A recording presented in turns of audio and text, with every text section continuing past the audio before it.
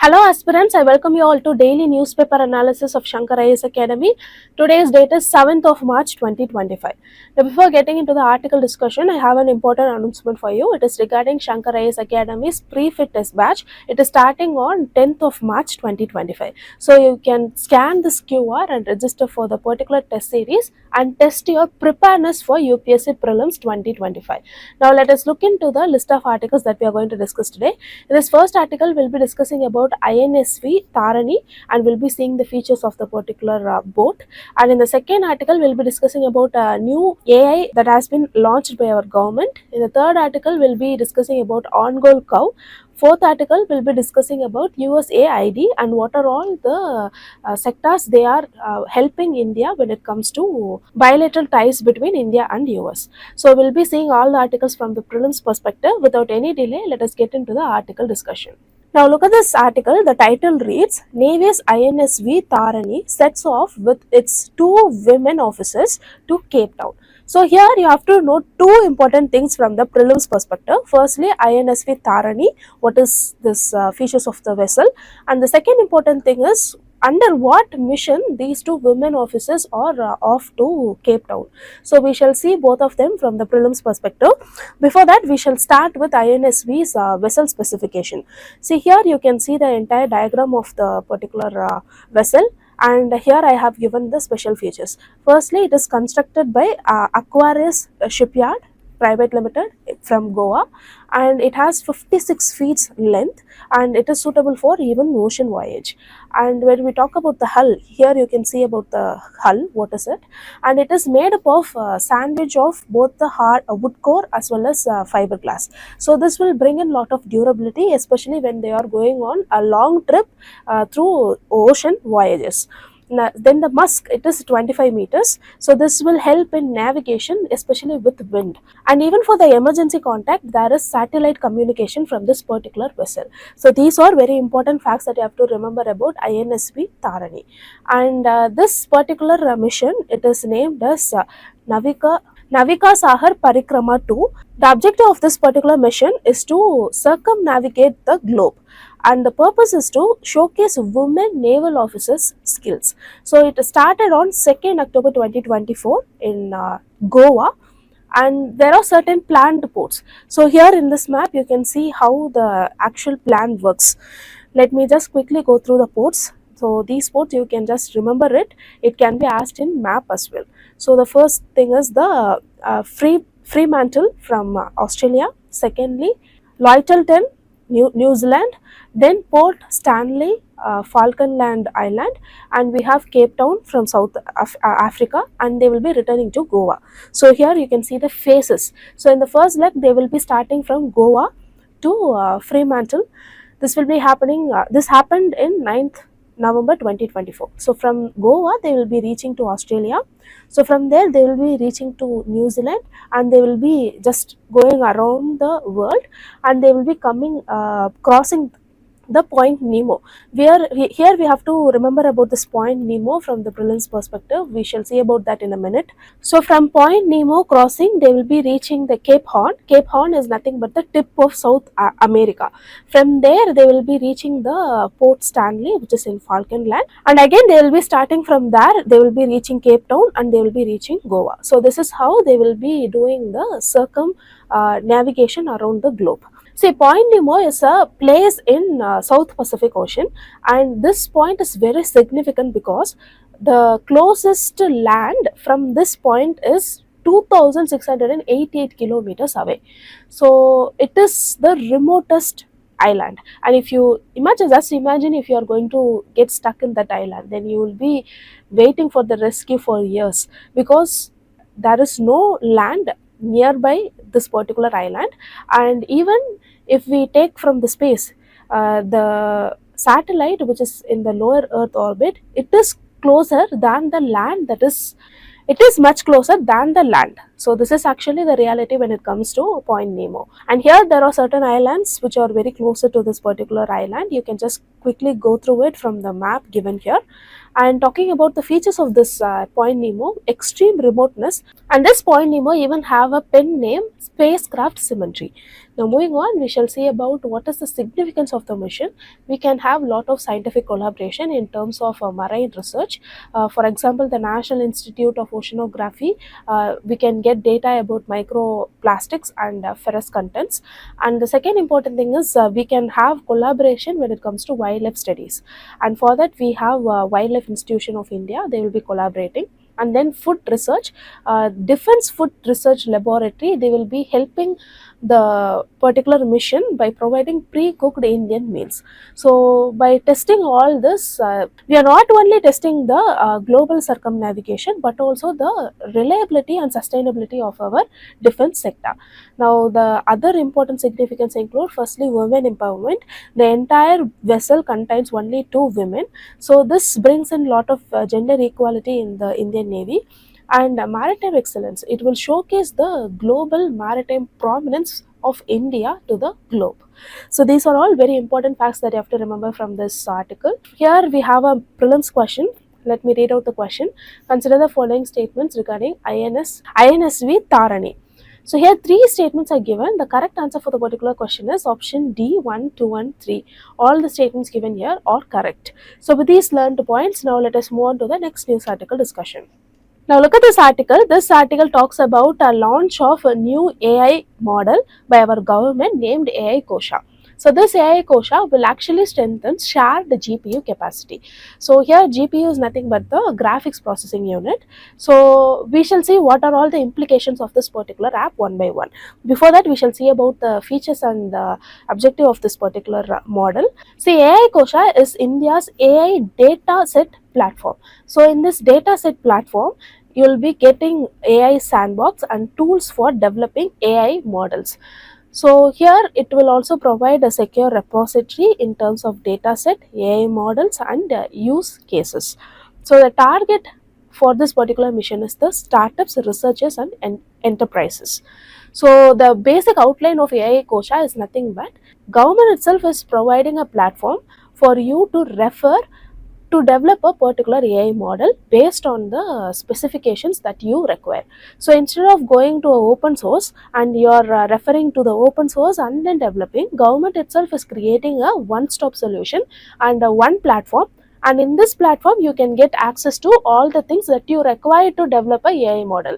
So what it will be happening is you will get free access to it and you will be developing an AI model, and it will be increasing the economy as well, because the startups will be using the idea in lot of ways very freely. So this is what the very basic aim of this particular mission.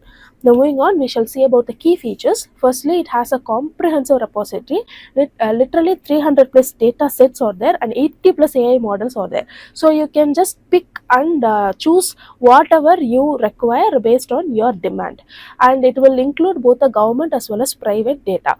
If this is not there, then you have to rely on the open source. Certain startups, they will be relying, they will be even paying very huge amount to in order to acquire the private data.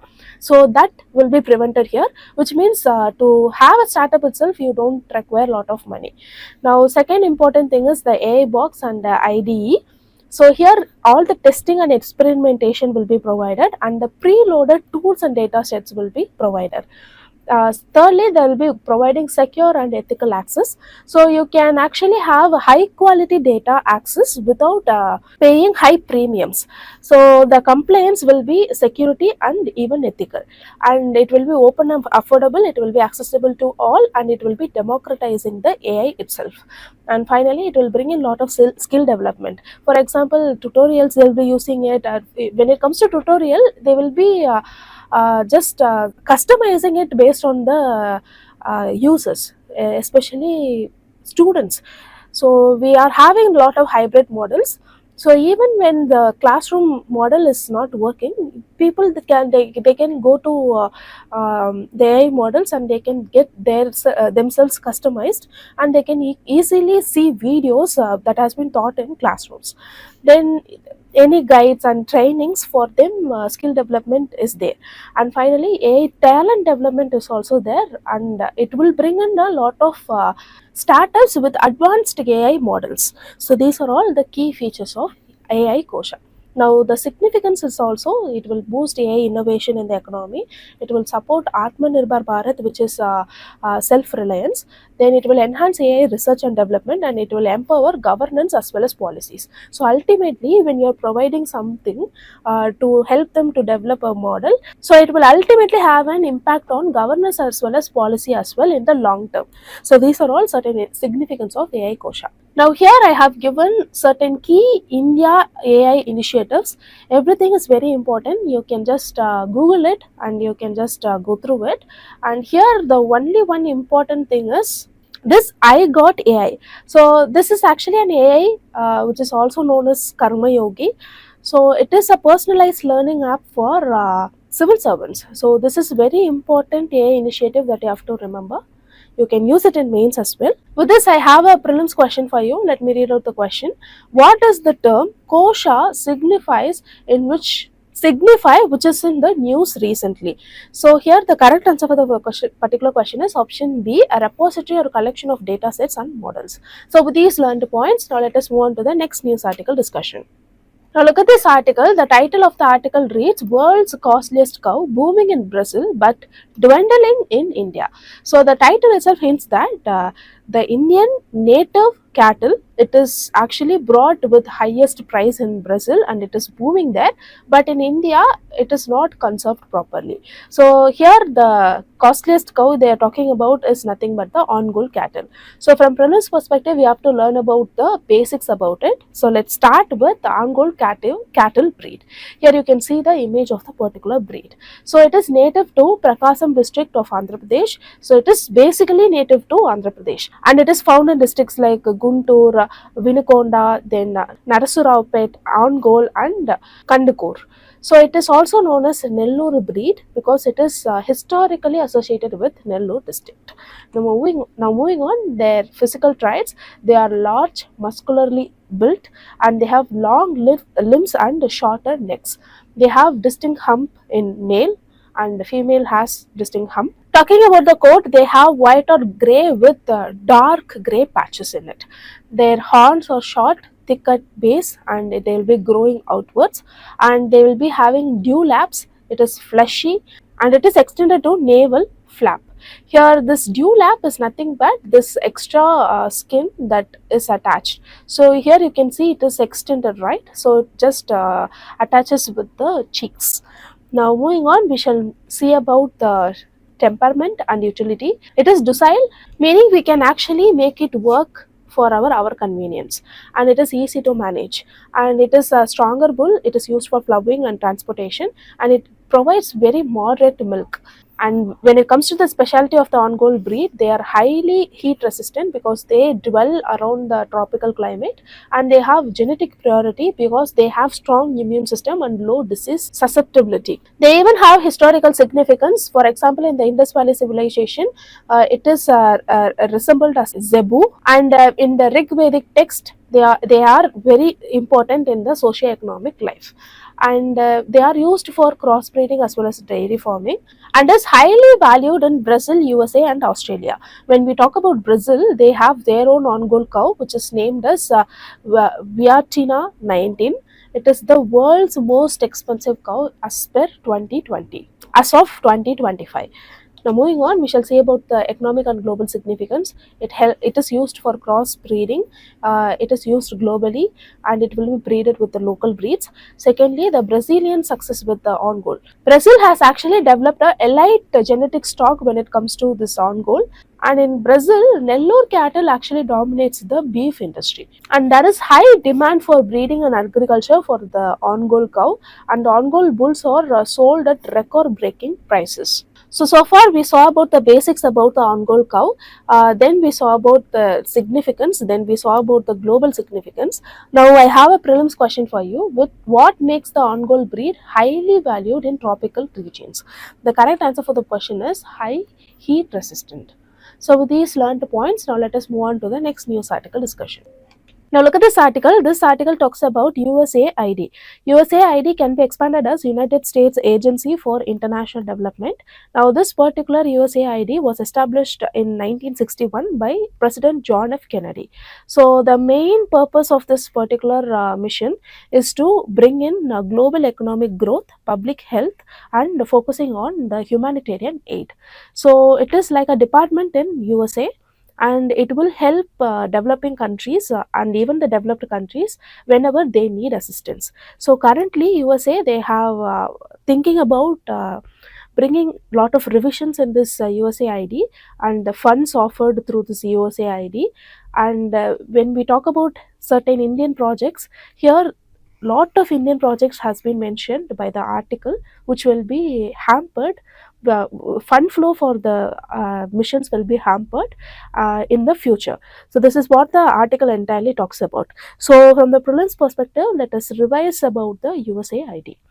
Now, talking about the key areas where they fund for India, nearly since 2001, $2.8 billion has been given in energy, waste and sanitation, business and entrepreneurship, and environment, education, government and civil society, health and population. Here I have mentioned all the important schemes and how much amount of fund has been issued. It is just data. There is nothing more to explain here.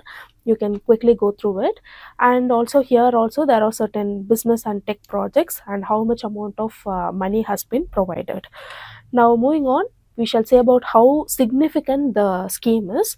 See, it has brought in lot of immunization support, a lot of maternal health awareness, as well as it has brought in assistance when it comes to long-term diseases or acute diseases like HIV, AIDS and TB. So it helped in health sector. Secondly, for the renewable energy and for clean air as well as conservation, they have provided fund to develop models. Then for women in development, especially in entrepreneurship, they have provided a larger share, and for skill development, they have given their share. For technology, they have invested in 5G research as well as digital connection when it comes to ORAN. ORAN can be expanded as Open Radio Access Network. So, priorly, what happened is if there is a particular company, telecom company, for example, you can take Geo. If Geo is there, they have to buy all the supply items like antenna and software and even the networking accessories. But currently, all the companies that has been established already, they follow a similar standard. So even you as a company, you can get access to different companies for different things. So this is what ORAN is about, and it has helped digital connectivity in India, especially when India has a lot of digital divide. They have invested in ORAN as well. Now the final important thing is Indo-Pacific strategy. They have helped in defense as well as and even the economic and security ties. However, currently this funding will be hampered because US is facing a lot of debts. So this will have a lot of challenges as well as concern.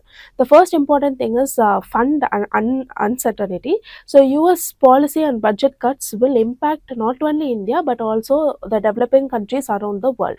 Secondly, the geopolitical influence, it will hinder the India and the US relationship when it comes to trade as well as geopolitics, and will be having dependency issue. This is actually an advantage because India currently they have to work higher and harder to achieve this self-sufficiency in key sectors. Now I have a prelims practice question for you. What does the USAID funded project SAREP focuses on? Here the correct answer for the question is option A, clean and affordable energy.